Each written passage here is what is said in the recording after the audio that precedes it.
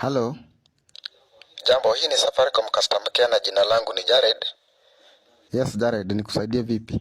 Tumeweza kuona kwa mashini zetu mtu akijaribu kuhack details zako mara mbili. Ndio. Na kama Safaricom jukumu letu ni kulinda wateja wetu, na ndio maana tumekupigia ili tuweze kukusaidia. Okay. Sasa ndio tuweze kukusaidia, naomba utafuata instruction venye na kuelekeza. Sawa sawa? Sawa. Fungua simu toolkit kwa simu yako alafu click M-Pesa. Niko hapo.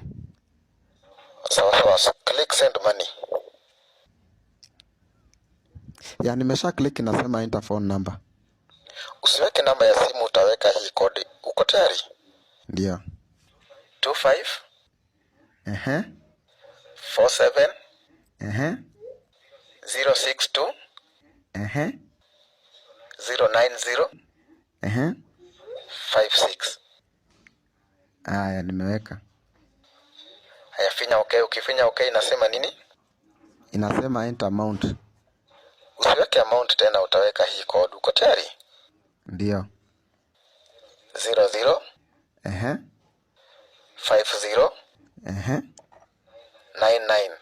Ehe. Haya, ukifinya okay inasema nini? Inasema enter pin. Pin yako ni siri yako, usishare na mtu, hiyo weka alafu finya okay mara mbili. Sawa. Umeshafinya okay?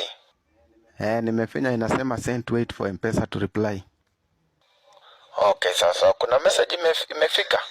Nimepata. Hebu niseme message inasema aje? Message inasema huyu ni mtapeli, tuma hiyo namba yake 2333. Kwenda huko mjinga na kisago inakaa kama kasongo.